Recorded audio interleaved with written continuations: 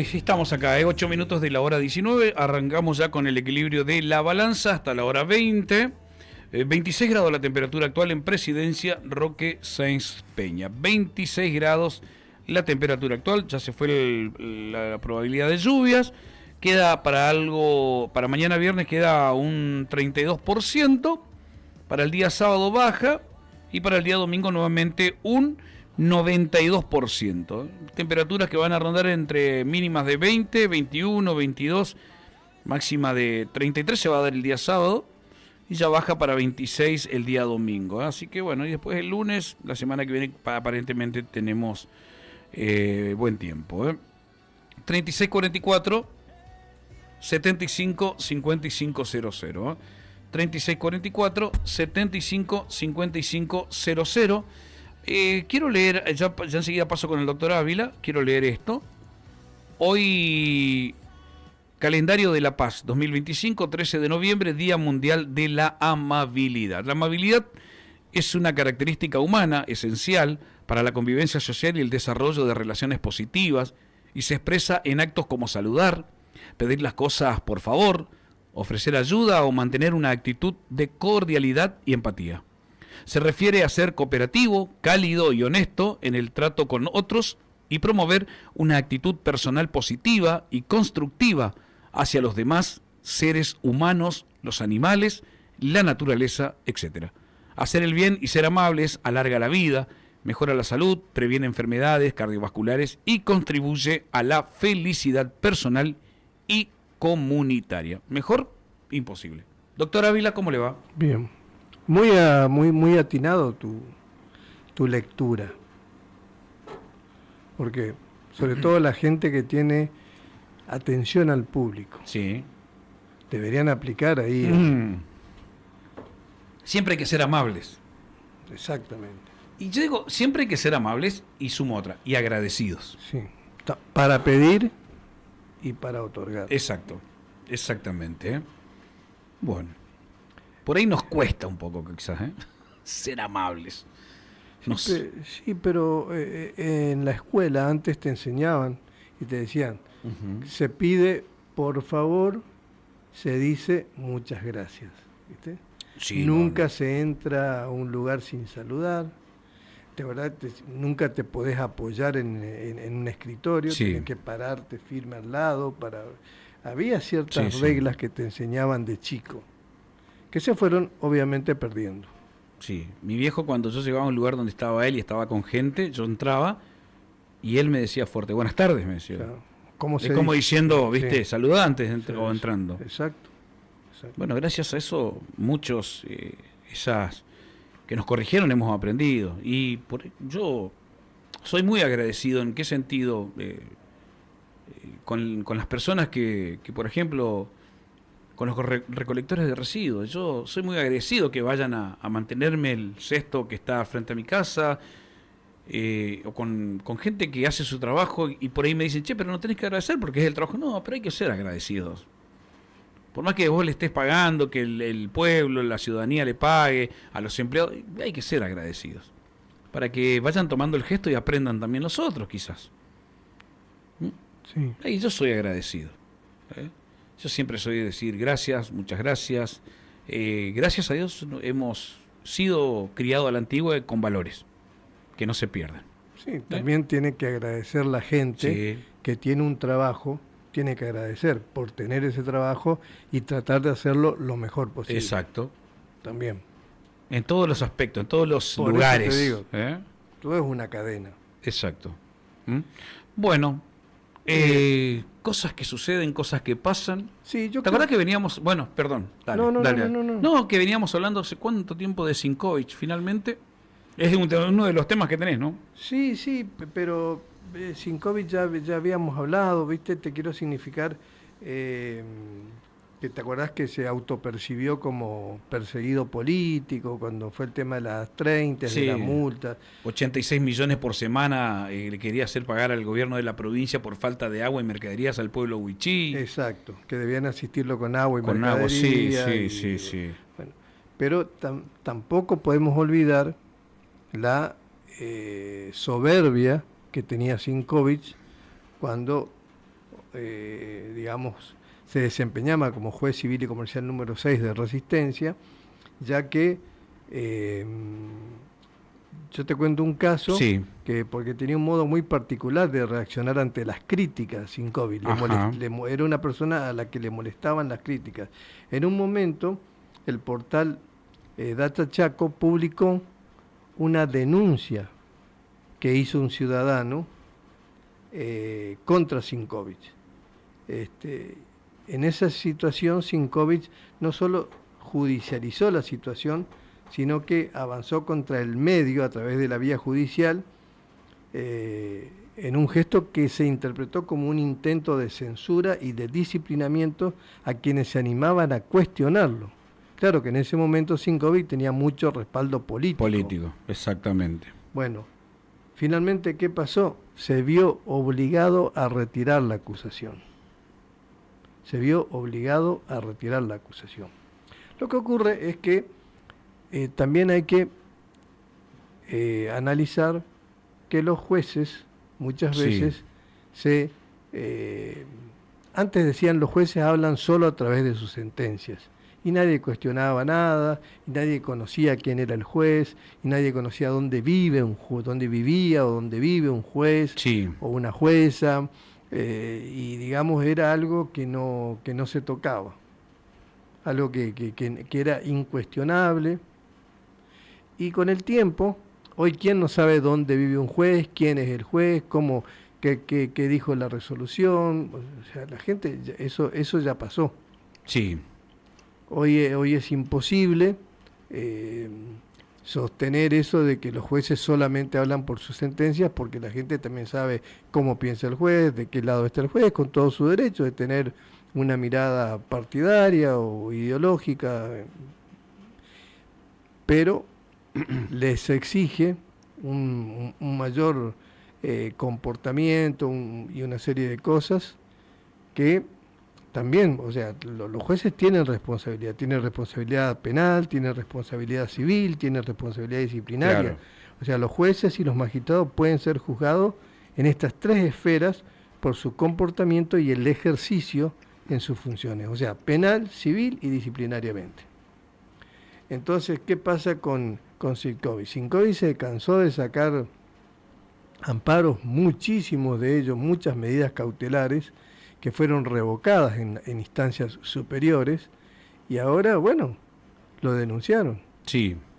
Sinkovic considera que la denuncia que se hizo contra él se debería haber rechazado in limine. In limine significa que el Consejo de la Magistratura no debería haber ingresado en el tratamiento de la denuncia, sino directamente haberla rechazado por improcedente, bueno, por inconducente, por falta de fundamento, por ser absolutamente inviable, es lo que él piensa. Ahora, ¿qué hizo el Consejo de la Magistratura? Recibe la denuncia y le corren traslado para que él haga su descargo. Él hace su descargo, se considera admisible la denuncia y se le corre vista al procurador para que formalice la acusación. Él presenta la renuncia para evitar el jurisdiccionamiento, ¿no? Sí, ahora se lo veía venir. ¿Será quién el encargado de revisar y resolver si acepta o no? El Superior Tribunal, ¿no? Sí, el Superior Tribunal de Justicia. Seguramente va a estudiar eso, ¿no? O finalmente le van a aceptar, Colo. Ajá, bien. Porque que no le acepten sería, digamos, poner a la justicia y al valor justicia otra vez en la cresta de la ola, otra vez en la discusión, ¿viste? De cómo estamos, del comportamiento de los jueces, y yo creo que sería la solución apropiada para apagar el incendio. Ajá.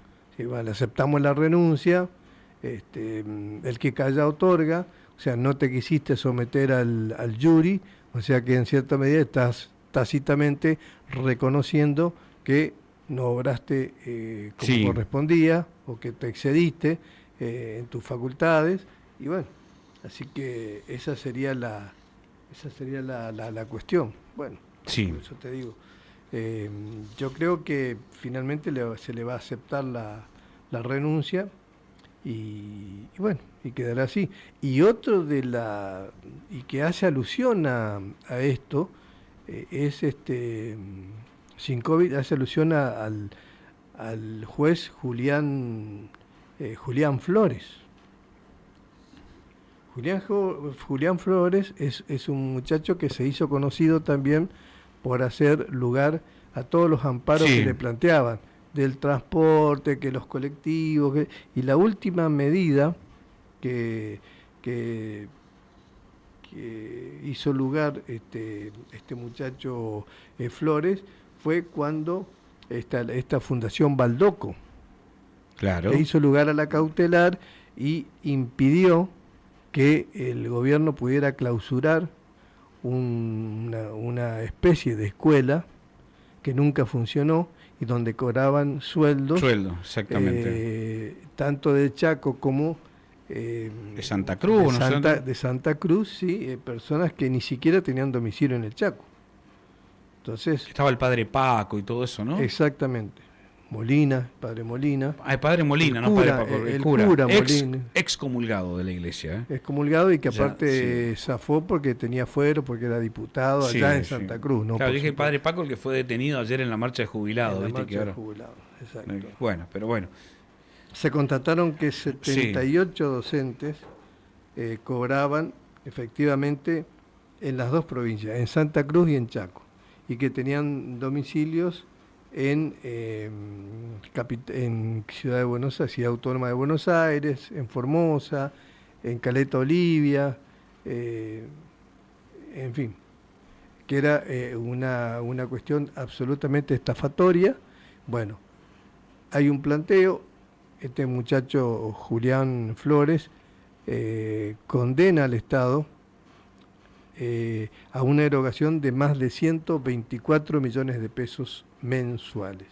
O sea, bueno, yo creo que los jueces tienen ciertos límites y no pueden actuar como le plazca, porque tienen que, por empezar, el respeto por la ley, Sí, el respeto por la aplicación estricta del derecho. sí. O sea, el juez tiene que administrar justicia, tiene que garantizar los derechos, tiene que juzgar y resolver los casos, Claro. tiene que supervisar y controlar el poder, tiene que interpretar la Constitución y tiene que resolver los conflictos respetando las conductas y las garantías de los derechos de las personas, de los derechos humanos. O sea, el juez tiene todos esos límites y bueno, no, fíjate vos el caso de y también el preservar su decoro, su buena conducta y como mal desempeño está Sí. previsto el desconocimiento del derecho,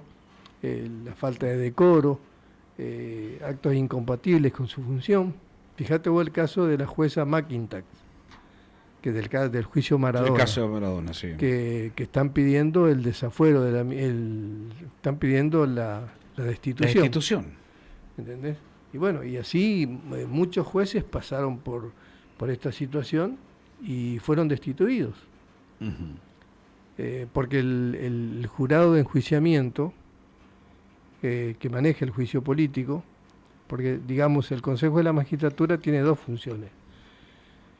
Actúa como Consejo de la Magistratura cuando designa jueces Sí. y cuando hay una denuncia, cuando tiene que analizar la conducta de un juez, Como jurado de enjuiciamiento. actúa como jurado de enjuiciamiento. Exacto. Que algunos tratadistas, algunos doctrinarios, algunos estudiosos del derecho dicen que debería haber dos órganos. Uno el Consejo de la Magistratura y otro distinto, El jurado de el enjuiciamiento. jurado de enjuiciamiento. Que no sean los mismos. Exactamente. Acá Ujú. siempre son los mismos. Bien. Esa es una propuesta que... Estaría bueno, ¿eh? Sí, que eso lo plantea el doctor Juan Carlos Saife, que es el autor del actual código acusatorio que nosotros usamos, el Código Procesal Penal acusatorio que usa la provincia del Chaco. Saife, que fue en una primera oportunidad abogado de Merenciano Sena, ¿no? Claro, Sí. de movida... Che, sale caro ese abogado, ¿eh? Es una de las personas que más sabe de derecho penal en el Nordeste. ¿Por qué será que sabrá? Les pregunto, ¿no? Mira cómo caigo en esto, Sí. perdón que te desvíe, ¿no? Pero no debe salir, no es coca eso, ¿eh? De todas maneras, Juan Carlos Saife, cuando asume la defensa, él aclaró que si se iba a un juicio por jurado, él no iba a seguir porque él es un abogado técnico Claro. y el juicio por jurado, él no está de acuerdo con el Claro. juicio por jurado y considera que el juicio por jurado no puede participar un abogado técnico. Técnico me refiero a que utilice la técnica procesal. Claro. Entonces, bueno, Bueno, y por eso él, cuando se confirma de que este juicio iba a definirse en Juicio por jurado. jurado, él renuncia a la defensa de Emerenciano Sena. ujú. En principio no sé si toda la familia no lo designó a él, pero renunció al poco tiempo. Al nada poco más. tiempo. Y él aclaró por qué. Él había dicho ya, si esto va a juicio por jurado, yo no voy a seguir. De todas maneras, quiero decir algo, Sí. con todo respeto por Sí. los colegas que están actuando y por lo que vi. Estuve hoy mirando a la siesta en YouTube los alegatos, tanto de la defensa como la acusación, y bueno, esto puede ser controvertido lo que yo voy a decir y arbitrario también, Ujú. pero me parece que el doctor Juan Carlos Saife está un escalón o dos bastante por encima de toda esta gente que está Sí. participando en el juicio de Emerenciano Sena. Es una persona muy reconocida, ¿no?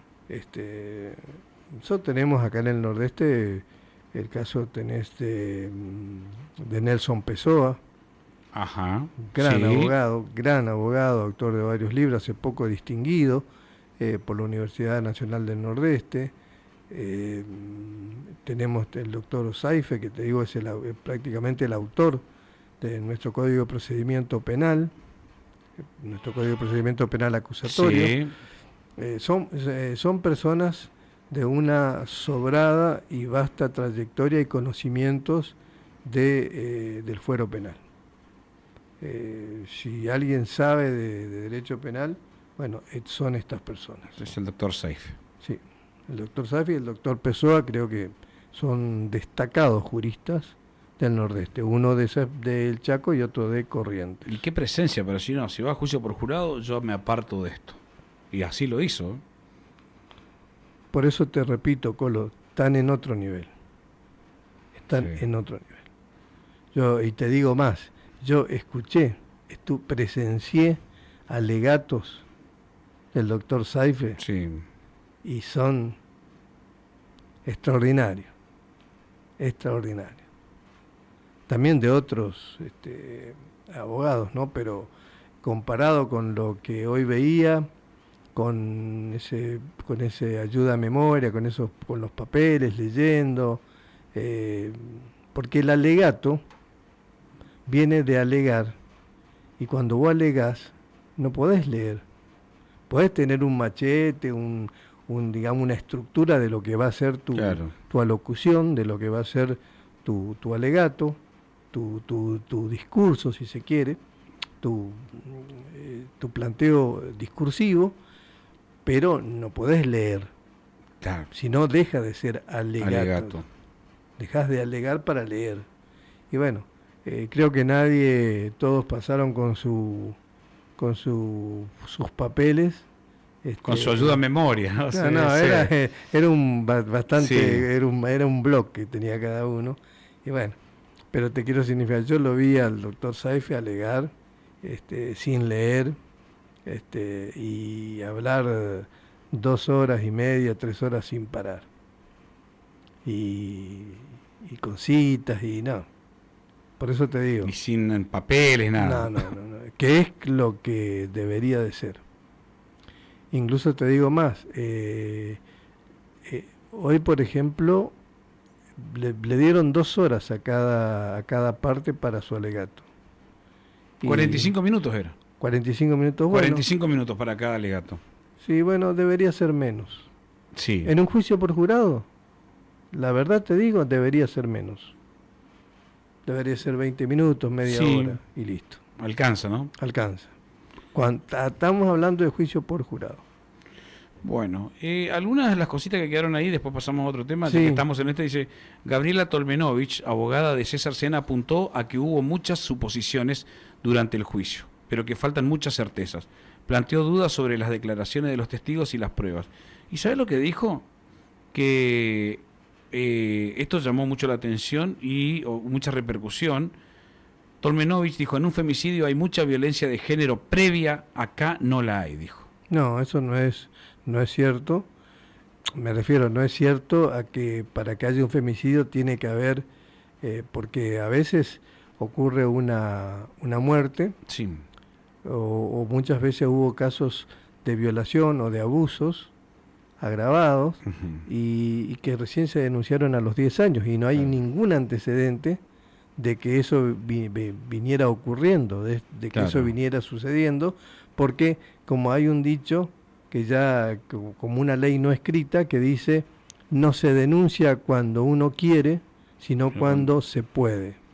Y a veces el entorno, el contexto en que vos te estás desempeñando, en el que vos te moves, te impide, te provoca miedo, hasta que podés soltar esos miedos, hasta que podés sentirte en condiciones de hacer las denuncias. Exactamente. Por eso es que no necesariamente tenía que haber, no sé, haber varias denuncias por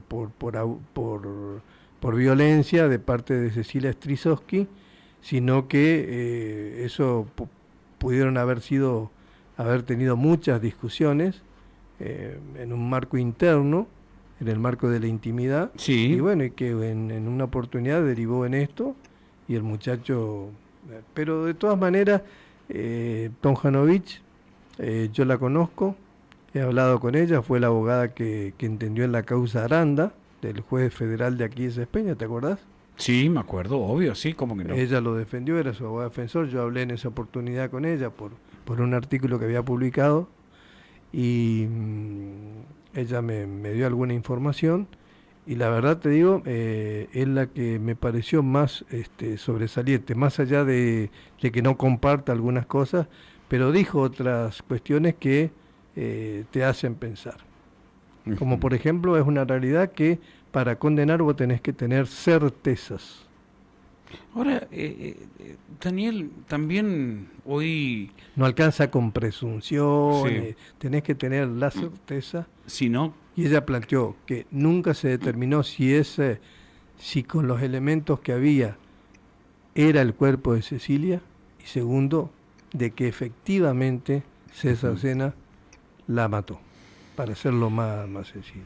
Bueno, y lo planteó como que eso no está claro, ni tiene digamos, la contundencia de la certeza. Más allá de que se hayan encontrado los dijes, la sangre, que finalmente todo... No tiene nada que ver eso, ¿no? Y mirá, eso, por eso te digo, eso va a ser analizado por los miembros del jurado que son legos, que vieron el desarrollo y que en definitiva esto no pasa para los que están en contra del juicio por jurado, para los que sostienen que no es una garantía el juicio por jurado, es muy emocional todo. Es muy emocional. ¿Juega mucho lo emocional? Y juega mucho lo emocional porque depende de quién les genera mayor credibilidad. Claro. Fíjate vos que acá... Porque ayer lloró Sena, lloró Acuña... No, esa es una... ¿Viste? ¿Viste? Ahora son todos buenitos, todos lloran, eso no. Yo te digo, la defensa, el Ministerio Público Fiscal, la querella, la enjundia del alegato, la manera en que... ¿Viste como en las películas? Sí. Bueno, eso. ¿Cuánto incide que ayer, por ejemplo, Marcela Acuña haya dicho que la haya tratado de corruptos a la justicia aparte y sobornables? Eso lo dijo. Sí, está bien, pero nadie está obligado a declarar en su contra y vos podés decirlo siempre y cuando eso haga tu derecho de defensa, ahora, sin incurrir en un delito. Yo sé que son colegas, más allá de que estén en Resistencia, que ahí por ahí no no te eximís de poder opinar o de la declaración, no, pero a mí, por ejemplo, me cae mal, ¿no? Me cae, digo, la expresión de Osuna. ¿Por qué no se hizo preguntas, por ejemplo, por parte de la Fiscalía? Y porque no le dio los huevos, dice. Por ejemplo, dijo expresión así, Sí, sí. todos se callaron la jeta. ¿Viste? Yo creo que también eso le puede llegar a jugar en contra, porque el jurado se entera de todas esas cosas, como decís vos, se trabaja en Bueno, lo pero emocional. la Fiscalía Institucional, por decirlo de algún modo, Sí, que representaba al Ministerio de Gobierno, sí, realmente no repreguntó a los testigos. Y dijeron que no lo hicieron, porque iban a mentir como venían mintiendo. sí. Lo cual me parece bastante cuestionable, ¿no? Y ayer quedó a las claras, dijo un abogado, que siguieron mintiendo. Sí, bueno, pero vos lo tenés que poner en evidencia ante el jurado de que Ujú, están mintiendo. ujú. Por ejemplo, Marcela Acuña, que ella dijo que sin anteojos no veía nada, pero sin embargo bajó la escalera sin anteojos y vio un bulto, dice. Claro. Bueno. Pero Es bueno, todo, así como todo, es. todo, todo eso, el lenguaje corporal, las palabras que utiliza, es toda una retórica que se estudia, que se estudia, Sí, que en Estados Unidos se estudia todo eso, de cuáles son las frases que tenés que ser más incisivo, que tenés que reiterarla, que tenés que, digamos, decirla con más énfasis. Todo es una técnica que se claro, estudia. La litigación oral se estudia, Colo. claro. No es Ayer se lo veía, por ejemplo, a Mercedes Sena con fuerza hacer garabatos y romper mientras declaraba. Yo decía, hacía fuerza para no equivocarse y no cometer un furcio, ¿no? Bueno, esa es tu Eso, ¿viste? interpretación. Otro puede ¿Viste? interpretarlo de Claro, otra manera. exactamente, Claro, exactamente. Él dijo que si lo condenan lo van a condenar porque hizo un barrio, dice, claro. no porque por otras cosas. Pero bueno, ¿te puedo leer un mensaje? Sí, sí, sí, sí. Dice, la violencia de género no requiere necesariamente la reiteración de hechos de violencia. ¿Puede ocurrir o no? Dijo. Sí, no, coincido, es lo que estábamos diciendo. Sí. Bueno, ahora es claro que la estrategia, los padres se han despegado de César Sena porque están buscando la figura del encubrimiento, Sí. que en el caso de que por más que los encuentren culpables, hablo de encubrimiento, no de participación Ujú. necesaria, en el caso de encubrimiento, tratándose de un vínculo como padre-hijo, eso funciona como excusa absolutoria. Y si ellos lo encuentran culpable por encubrimiento, el juez o la jueza en este caso, Dolly Fernández, cuando haga la sentencia, deberá absolverlos. Ajá. Va, porque vos tenés los casos de parentesco íntimo y tenés también que eso se puede dar, ese tipo de encubrimiento, eh, aplicando la figura de la excusa absolutoria en caso de especial gratitud. Y, y entonces esas cuestiones están Ujú. previstas de esta manera y esa persona, yo creo que están buscando eso porque ambos hablaron de que el hijo podía haber cometido algo grave. Pero ella era la madre que protegía y mucho, pero ella no sabía que su hijo estaba con tratamiento psicológico. Dijo, Sí, bueno, está bien, ¿viste? pero es lo que yo creo Claro. que es la estrategia de la defensa. Sí. Que no va a ocurrir, que no va a ocurrir. Pero bueno, Bueno, acá me mandan fotos. Dice, 17 abogados que defienden a los asesinos del clan Sena en pizzería, allá frente de la Plaza 25 de Mayo, la heladería conocida. ujú. En Resistencia me mandan fotos acá, hablando con un periodista de TN también. Acá los abogados, marcan a Osuna acá, me mandan las fotos ahí.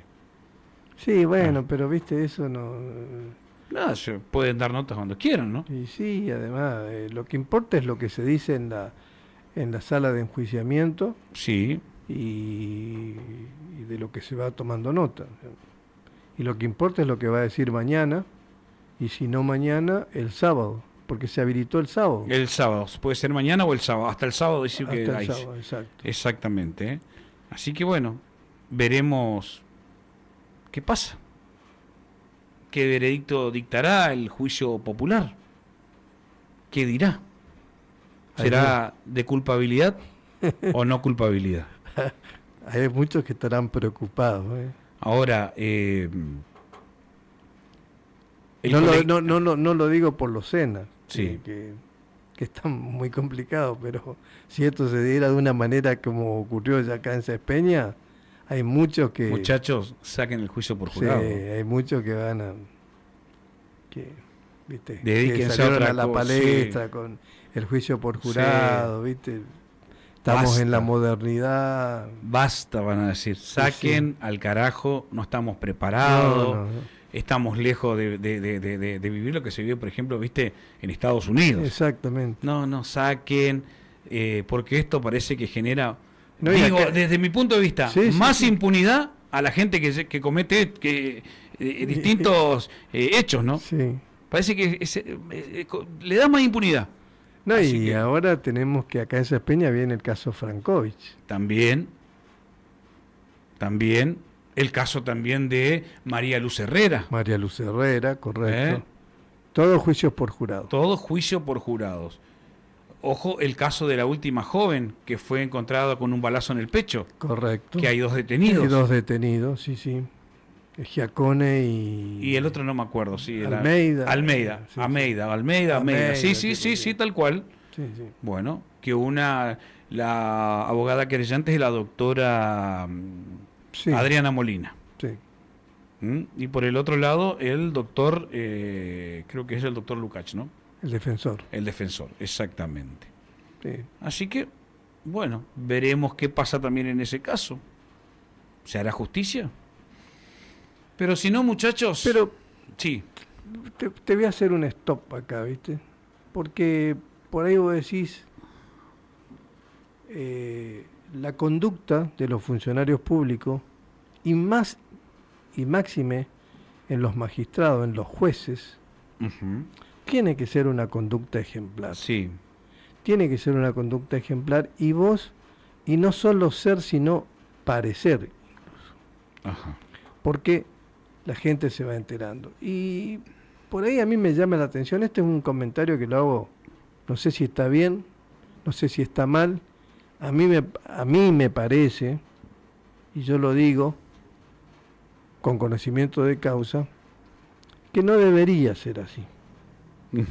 Porque nosotros tenemos acá en Cespeña, había un magistrado que falleció, un juez, que iba a las 10 de la mañana, estaba un rato, tenía bastante mal humor, bueno, falleció. Ahora resulta que, digo esto para que la gente opine, ¿no? Claro. Para que la gente opine, y después no solo hoy, sino el martes, cada uno nos dé su parecer, a ver qué opina. Pero resulta que el juzgado tiene sus horarios de trabajo. Vos tenés determinados horarios, se abre a las 7:00 de la mañana, hasta la 1:00. Bueno, ¿me entendés? Porque lo de cuando vos fuera de ese horario ya tenés que hablar de habilitación. Bueno, a veces hay audiencias que se fijan por la tarde, porque, bueno, por una cuestión como en este caso de Cecilia Stresowski, que se habilitó el sábado para que se dé por terminado este juicio, porque se considera de marcada trascendencia en el Chaco. Pero resulta que hay o jueces, o un juez, o como el que te contaba, lo que ocurría, que se van a vivir a otra localidad y vienen 2 veces por semana, o fijan audiencias para las 2 de la tarde, porque acomodan los horarios de acuerdo a sus necesidades, de acuerdo a la vida que ellos están haciendo. No le importa el cliente o la gente, el justiciable no le importa, ¿no? Y el abogado, porque imagínate vos que me digan a mí mañana, usted tiene una audiencia a las 2 de la tarde. No ahora, pero cuando aprieta el calor. Y vos tenés 50 grados a las 2 de la tarde a la sombra. Claro. Y tenés que ir de saco, o tenés que ir presentable, y la gente, y la gente se puede descomponer, y los testigos, porque son horarios... Te cortan la luz. Poco saludables, no por nada en el norte existe la siesta. La gente a la siesta se refugia, digamos, de la inclemencia climática, Y bueno, dice, bueno, se duerme la siesta en el interior, cosa que no pasa en Buenos Aires, pero acá la siesta realmente uno lo hace por una cuestión de necesidad, Claro. de necesidad climática. Vos no vas a ir a la siesta con 50 grados a correr. Exacto. Bueno. Más allá que alguno lo hace, pero bueno. No, sí, está bien. Pero te quiero significar, Colo, eso de establecer bolos horarios, o sea, yo soy el juez, yo soy el Poder Judicial, yo soy...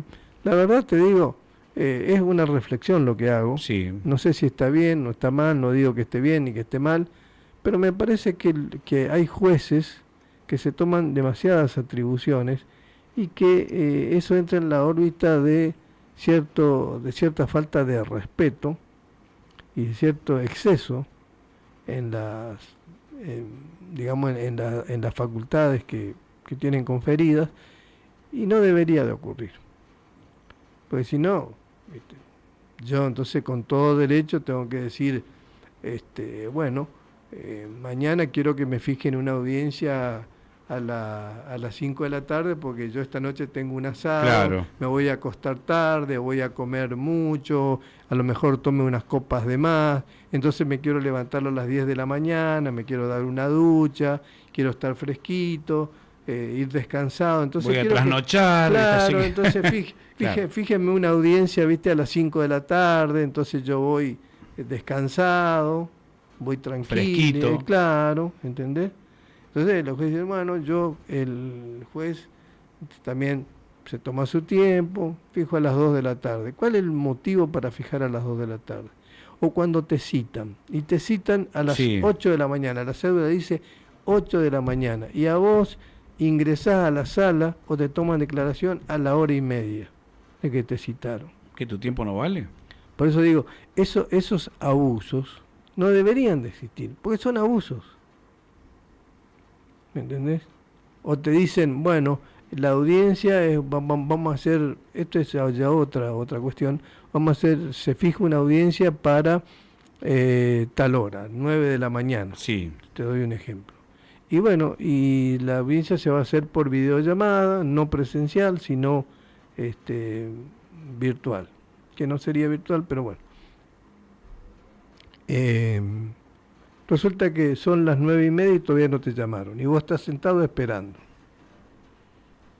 Al Pepe ahí. Claro. Y entonces te llaman a las 9:30 y te dicen, ahora, si vos tenés que ir y tenés que presentar a determinada hora o tenés que presentarte, a tal hora es tal hora. Mirá si tardás un poco y ya está el juez y vos tardás un poco. Claro. Chau, fuiste, ¿eh? Había una jueza acá, una jueza correccional, Sí. que ya se jubiló, que ni siquiera vive en Sespeña, por eso lo voy a comentar, que fijaba todas las audiencias en el correccional 2 de acá de Sespeña, en el edificio viejo, a las 8 de la mañana. Vos llegabas 8:05, 8:10 y ya estaban todos. Y bueno, Te bochaba. no, te decía, te destrataba ahí delante de tu cliente, delante del fiscal, delante del acusado, delante de Dios y María. Sí, esté quien esté, te decía barbaridades, y bueno, todos decían que tenía un mal carácter, lo que sea, pero bueno, cualquiera puede tener un problema, cualquiera puede demorarse unos minutos, Claro. pero ellos sí pueden tomarse el tiempo del mundo Ajá. y acomodar los horarios como mejor le parezca. Claro. Bueno, pasamos a otra cosa. Vale. Hablando porque viste que todo el mundo está hablando de la causa McIntyre, está hablando de la causa Sena, pero se está terminando y ya se hizo la acusación en la causa del grupo Hiperdinger de Villa Río Bermejito. Y el fiscal Carniel solicitó contra José Héctor Hiperdinger 15 años de prisión por el delito de lavado de activos agravado como miembro de una asociación y por ser funcionario, asociación ilícita, ¿no? Y por ser funcionario público y por los delitos precedentes de asociación ilícita en el carácter de organizador. Uh-huh. Luego a Héctor Adrián Hiperdinger, 13 años. Héctor Adrián Hiperdinger, ¿Quién es? el hijo. Otro de lo que vivía de la plata que era destinada también a los comunidades aborígenes y de Villa Río Bermejito, ¿no? A toda la gente ahí. La única finalidad era sustraer de las arcas del Estado Nacional fondos provenientes de los programas, el Programa Federal de Integración Sociocomunitaria y el Programa Federal de Mejoramiento de Hábitat de los pueblos originarios, y esa plata la usaban ellos para enriquecerse personalmente. Claro, que andaban en Mini Cooper. Pero escúchame, de Villa Río Bermejito tenían una colección de autos de alta gama, BMW. ¿Te acordás cuando desfilaron por acá para Gendarmería todos los autos? Todos los autos secuestrados. Bueno, el jefe de la banda, José Héctor Iperdinger, Carniel pidió 15 años de prisión. Para su hijo, 13 años. Para Rosana Jiménez, que es la esposa de Iperdinger, para su mujer, 13 años de prisión por lavado de activos. Para Rolando Iperdinger, que es un primo, 8 años. Para David Ricardo Lescano, que es un sobrino de Efner, el intendente que falleció, 8 años de prisión. Para Silvia Natalia Iperdinger y Adriana Alejandra Iperdinger, hijas del organizador, hijas de José Héctor Iperdinger, 3 años en suspenso, también, por coautoras del delito de lavado. Y para Nancy Beatriz Jiménez, que es la esposa de Efner, el fallecido intendente, 3 años de prisión en suspenso. Así que fíjate, este tipo está acusado él, su hijo, sus 2 hijas, su esposa y un sobrino. Toda la familia Iperdinger corre el riesgo de ir a la cárcel. Pero la verdad, deberían sacarle todo lo que robaron, porque es una barbaridad. Vos sabés que una vez fuimos, siempre lo recuerdo, en aquel tiempo fuimos Luis Gazula, ¿sí? Daniel Encina, Edgar Karich, y acompañamos a Daniel Gazula, que tenía que hacer un informe. Y este señor Iperdinger, cuando vino y habló de carbón blanco. Exactamente. En Fausto fue, en Timotea. Exacto. Cuando llegamos al Bermejito, recorrimos primero todo lo que era las casas Sueños Compartidos. Uh-huh. Y después ingresamos al pueblo, y en una parte de donde se ve toda la costa del río, pusieron el mismo Iperdinger armó un complejo de cabañas y con portón electrificado donde la gente no podía pasar. Ah, sí, lo recuerdo. Sí. Nos acercamos a sacar fotos ahí. Daniel, ¿te acordás de la Encina? Tenía sus cámaras y ahí era muy buen fotógrafo. Exacto. Y apareció una persona a caballo a amedrentarnos, a decirnos que no podíamos sacar fotos de ahí, que nos vayamos. Mira. Obviamente con su chicote, todo, amenazándonos. Sí. Bueno, nos fuimos obviamente porque no queríamos tener problemas, es lo que menos buscábamos, sino que pero el ejercicio de la profesión es libre, nadie no te puede decir, che, no saques foto acá o no podés hacer nada. Pero bueno, nos fuimos para no tener problemas y fuimos a recorrer un poco más, y recuerdo que mientras íbamos por el pueblo habían 2 personas que nos perseguían en moto. Todo el tiempo. Que nos iban siguiendo, sí. Y fuimos y bueno, contestamos la verdad, la miseria que había en ese pueblo, la pobreza que había en ese pueblo. Solamente este Iperdinger creo que es maestro de escuela, que no tengo nada contra, pero fue maestro, no sé, de una escuela, y que después se transformó como secretario privado. Era secretario general de gobierno. Y bueno, de Efner. De gobierno de la intendencia de Efner. Exacto. Y ahí donde se volvió millonario. Exacto. Millonario. No, además, ellos constituyeron cooperativas, crearon sociedades, y fíjate, para poder exceder los límites y hacer otros negociados con otras intendencias. Por eso, fíjate, ¿sabés cuánto? 3 horas duró el alegato de Carniel, del fiscal Carniel. Ajá. Y dice al final de su alegato, más allá de que afuera de esos límites no tenían el poder, por no ser funcionarios públicos que abarquen esos límites, tenían la capacidad de construir con la complicidad, y lo digo con todas las letras, y entiendo que deberían estar aquí sentados el resto de los intendentes vecinos a la localidad de Villa Río Bermejito. Esa es una de las críticas que podemos hacer a la actividad investigativa. Nos quedamos cortos con la cantidad de imputados. Así finalizó el alegato de acusación o acusatorio el fiscal Carniel. Bueno, 15 años. ¿Será que va a pasar eso? Ojalá que sí. Los hechos están absolutamente probados y lo desarrolla en su extenso alegato Carniel, el doctor Carniel. Ojalá. Y pero, que queden en la nada. No, pero era realmente, era pornográfico eso. Porque en un pueblito, en una villa, donde, como vos decís, donde había una miseria terrible. Terrible, sí, sí. ¿Entendés? Carencias por todos lados, por donde miraras. Esta gente se paseaba en Mini Cooper, en BMW, que vos decías inclusive Sí. cómo hacen esos autos tan bajitos para traerlos de Villa Río Bermejito hasta acá, porque andaban paseando, venían... El hijo de Hiperdinger una vez tuvo un accidente acá y rompió, creo que una o dos ruedas del Mini Cooper. Y nomás lo dejó en un lugar, no me acuerdo, en un taller. Vengan las dos, cambiaron la nueva. No. Ahora, recuerdo esa vez que fuimos a hacer a buscar informes de ahí. Paramos en una estación de servicio a las afueras del pueblo. Uh-huh.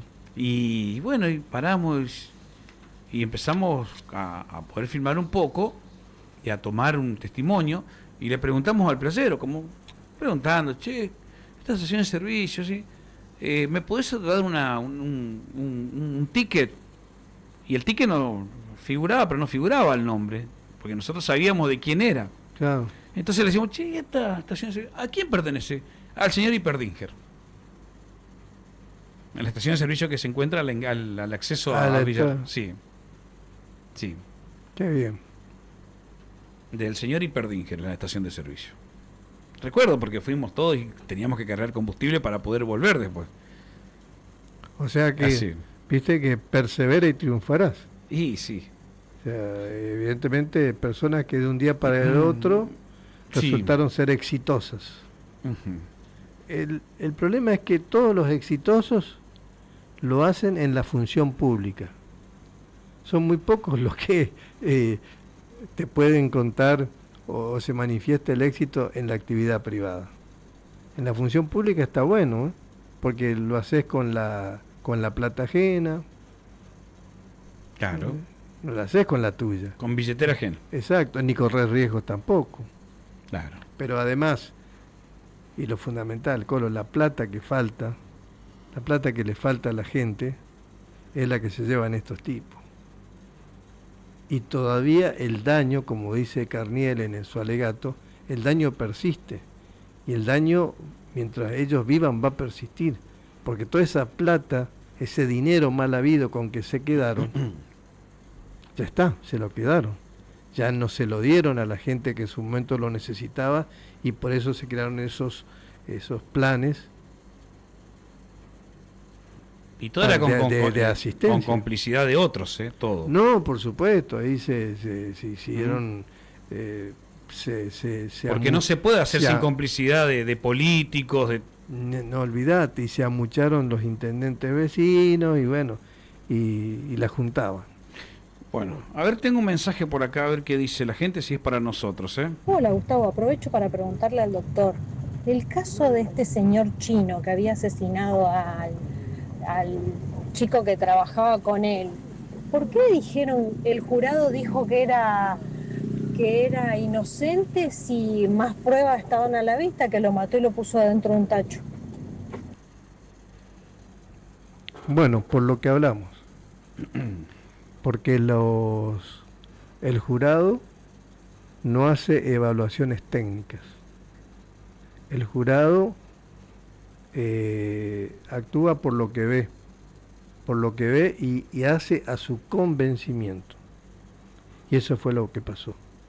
La defensa tuvo más credibilidad y generó mayor convencimiento. La defensa a la querella. La defensa a la querella y al Ministerio Público Fiscal. Y por eso es que los miembros del jurado consideraron que no había pruebas suficientes para condenarlo.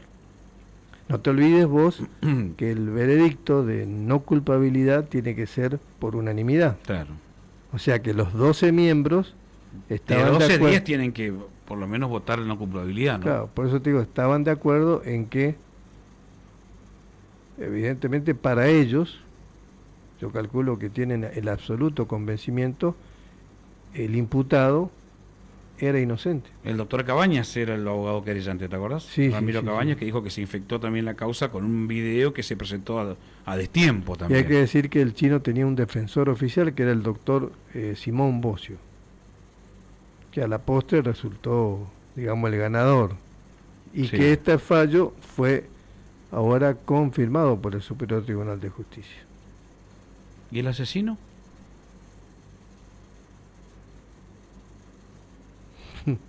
En el próximo capítulo, ¡Qué silencio! ¿viste? Bueno, pero... Está suelto. Y lo que pasa que... O el chino se cortó solo y se mató. Mira, Colo, acá hay otras cuestiones. Una cosa es la etapa de investigación. Lo que los penalistas, los que se dedican al derecho penal, no es mi caso, dicen la IPP, Claro. que es la investigación penal preparatoria. Ahí se define todo. En la investigación penal preparatoria. Sí, sí. Porque cuando el expediente, por decirlo de algún modo, ahora es todo iure, todo electrónico, va a la Cámara, en estos casos por esta magnitud de los delitos, o por el monto de la condena o de la pena, el fiscal de Cámara, que es el que va a acusar, se tiene que limitar a las pruebas que le mandaron. Se tiene que limitar a lo que él recibe. ¿Entendés? Entonces, es vital que se hagan bien las investigaciones. ¿O cuántos juicios se dieron de que una vez que llega al debate, al juicio oral, te plantean la nulidad y se decreta la nulidad de todo? Claro. Y cómo vos reconstruís pruebas que son irreproducibles, que se llaman irreproducibles porque no, o se te muere un testigo. Por eso te digo, acá hay distintas etapas. Hay dos etapas, que una la hace el fiscal de investigación, donde colecta todas las pruebas y finalmente hace el requerimiento de elevación a juicio en base a las pruebas, que tiene. que tiene y que considera que acreditan prima facie la responsabilidad del imputado. Su responsabilidad penal, la autoría, en fin. Pero eso luego va a juicio oral. Y el fiscal que hizo la investigación penal preparatoria no es el que va a acusar, sino el fiscal de la instancia siguiente, que en este caso es el fiscal de Cámara. El fiscal de Cámara. Y el fiscal de Cámara acusa con lo que tiene. Con lo que tiene. Entonces, hay que ver, yo esto lo estoy diciendo a manera didáctica, digamos, para que se entienda. Bien cómo práctico, es. sí. Claro. Pero es fundamental por eso que se haga una buena investigación. Por eso te digo, ojalá que en el caso de Cecilia Strisowski se haya hecho una buena investigación, muy bien sustentada, muy bien fundamentada, cosa de que haya generado en los jurados el convencimiento y la certeza de que lo que van a decidir, sea culpabilidad o no culpabilidad, realmente responda a un criterio de justicia.